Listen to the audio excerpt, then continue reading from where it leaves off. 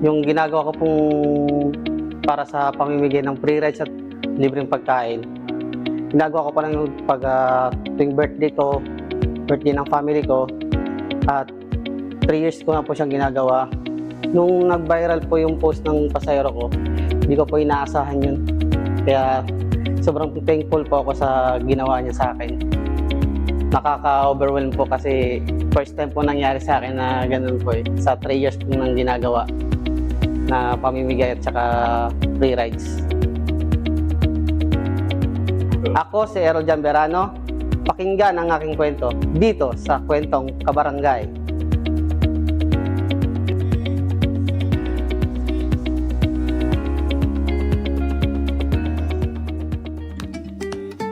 Ay talaga naman, welcome natin sa LTM Rider na nagpalibreng sakay noong birthday niya, si Errol John Verano. Good morning, Kuya Errol! O, diba about face?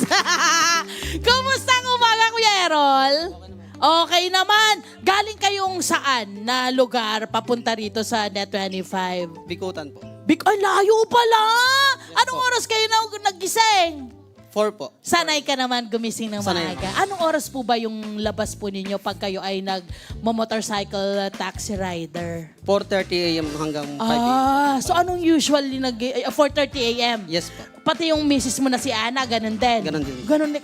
Prepare ng food, ganyan. Oo. Nandito rin si Ana ngayon, kasama rin ng kanyang wife, di ba? At meron kayong ilang kids? 2 po. 2 kids. Yes po. Siyempre, asikaso din Miss Ana rin yun. Opo. Ay, talaga na ba? Perfect. Nako, ito ay birthday mo. Ginawa, nakita ko yung post sa tuwang-tuwa ako rito. Napaka-positibo ng ginawa mo. Ano yan? Bakit mo ginagawa yung ganong klase ng parang advocacy? Yan na rin no? Yung ginagawa mo na ganon. Bali, dahil sa mga natatanggap kong blessings po, binabalik ko rin po sa ibang tao. Ganda! Pasasalamat, ano? Opo, pasasalamat. Alam mo, na-realize ko lang, pag ikaw ay grateful, anything na nangyayari sa'yo, nakaka-warm, parang nakaka-warm ng puso, ano? Yes, Parang may happiness kang nararamdaman. Opo. At nung nakita mo itong post na ito, yung nag-post na naisakay mo ng libre, anong pakiramdam bukod dun sa nasiyahan ka? Dahil sa nag-viral po yung post po na yun, hindi ko po inaasahan na magbo-boom po siya sa social media. Yes! At ngayon, sikat ka na, Kuya Errol. Salamat po. At si Ate Ana rin. Halika rito, Ate Ana. Papasukin natin si Ate Ana rito. Dahil syempre, proud wife, Ate Ana. Tama? Talagang alam mo na ito'y ginagawa ng asawa mo po. Yung Opo. ganitong libreng pasakay. Opo, pinupush Napag-usapan ko niyo rin po po ba siya. ito? Opo, lagi Anong po. sabi niya? Sino nag-open? Siya lang o ikaw? Kayo Ako po? po. Ikaw! Anong sinabi niyo po sa kanya? Kahit wala tayong Kayamanan. maraming pera, kayamanan. opo, mag-share pa rin tayo sa iba, sa mas nangangailangan. Ay, naku naman. Alam din ng mga anak mo ito. Yes po. Anong sabi ng mga anak mo? Good po. Ay, talaga naman. At napakagandang ihemplo sa mga anak ninyo, yung Yes po. pag-share. Okay, nung araw na nagpalibreng sakay ka, ilan yung naging passenger mo nung araw na yon? Dahil half day lang po ako nun, 8 passengers lang po. Ang dami! Oh, wow! Okay, kung ikaw ay kumbaga magpapasakay ng hindi libre sa 8 pasahero, magkano yung kikitain mo kung sakali? Abot na po ng halos 1K po yun. 1K. At malaking tulong na rin yon para sa pamilya nyo, sa pang-araw-araw nyo, no? Pero Opo. nilet go mo yon para magbigay sa iba nating mga kabarangay. Yes po. Umuulan ba ng mga panahon na yan, nung birthday mo? Opo. Umuulan Sagsara ng po blessing. Okay. At yun na nga, ito na dahil sa crisis na nangyayari ngayon, no? Yung meron tayong crisis sa gasolina, ang taas ng presyo ng gasolina. Eh, hindi ka ba kinabahan ako? Gagawin ko pa rin ba to kahit na mataas yung gasolina?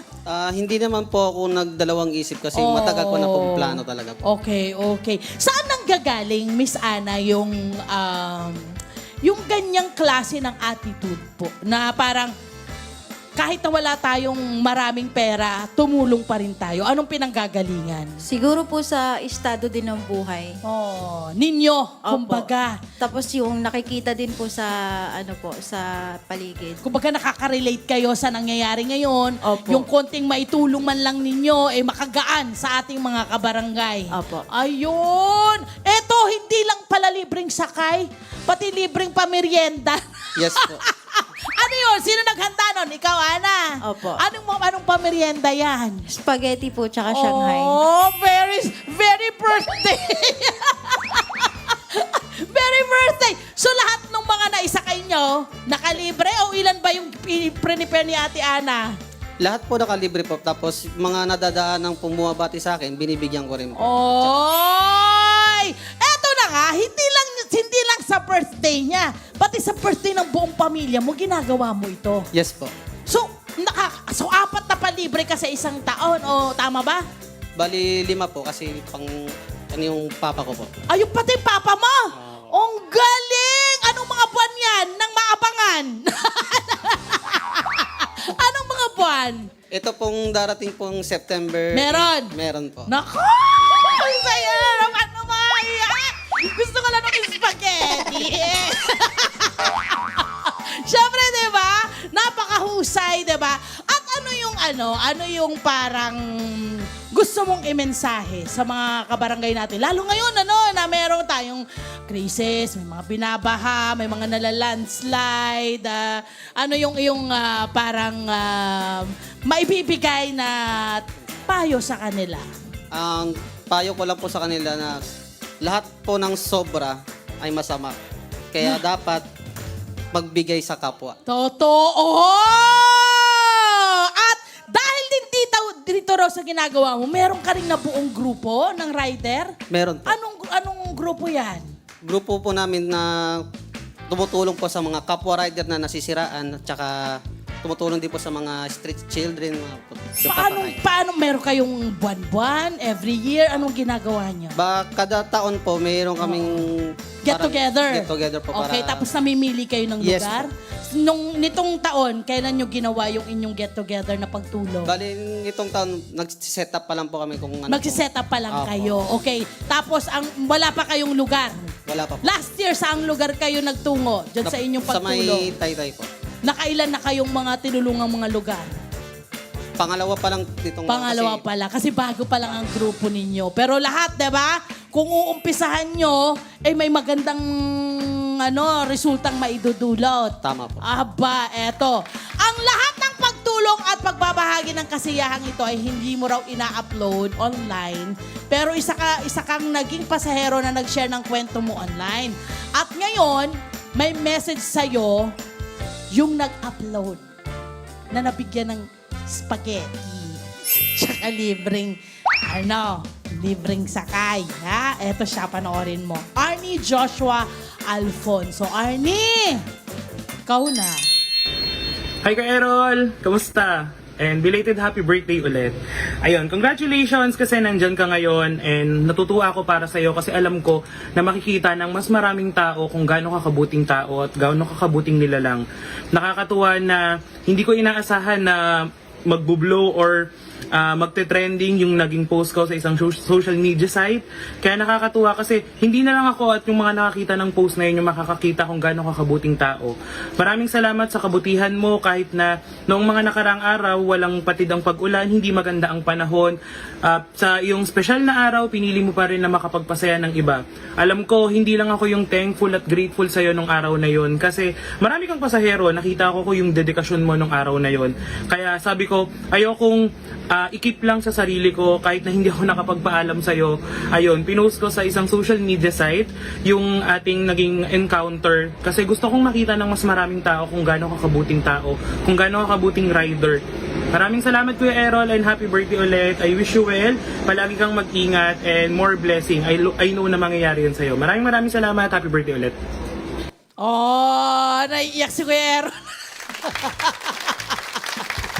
Siyempre nang dadamay si Kuya Aaron.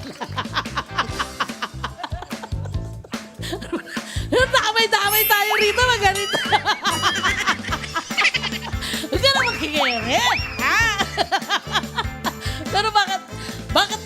emotional, Kuya Errol? Ano yung pinanggagalingan ng ganyang klaseng kalalim na emosyon? Pinaghugutan ko kasi yung pamilya ko. Tapos, sa loob ng 3 years kong pagtutulong, ngayon lang po ako nakatanggap ng papuri sa isang tao na hindi ko inasa na ganun. At hindi ka naman din kasi nag-expect no? Hindi po. Gusto mo lang talagang tumulong talaga. Yes po. Ayan, talaga naman. Ano ba yan? Ah! Sabi naman, ate Ana, sa ate Ana, parang, ano ba yan? Naka-ride nga lang ako eh. Ate Ana, ganyan po ba talaga siya? Emotional siya? Eh, pare-pareho pala kayong emotional. Ganyan talaga siya. Opo. Di ba? Ang sarap namang pagmamahalan niya. Di ba? Anong mensahe mo, Ate Ana, kay Kuya Errol? Lalo na kung siya ay umiikot-ikot sa mga kalsada. Kuya Errol, mag-iingat ka lagi, ha? Salamat. Ano po? Lagi kang mag-iingat. Tapos, di bali lang walang malaking kita, basta safe ka makauwi sa amin. Oh!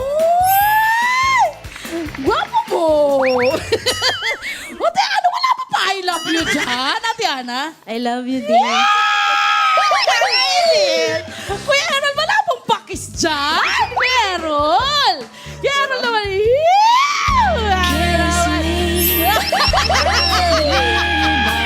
Naku naman! Nakakatuwa! Napakagandang umaga po para sa ating lahat.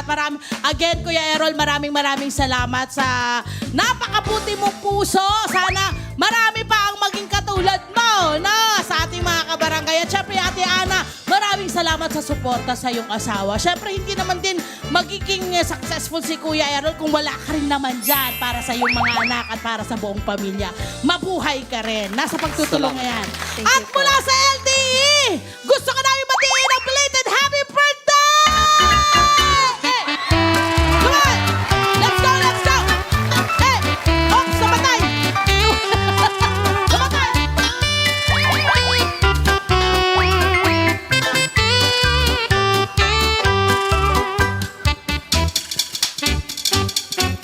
Errol! Happy birthday! At hindi lang yan, Kuya Errol. May dagdag po rin kaming regalo para sa'yo mula naman po sa Pure Gold. 500 peso worth ng groceries at gift pack po mula sa Mar and Fendin po.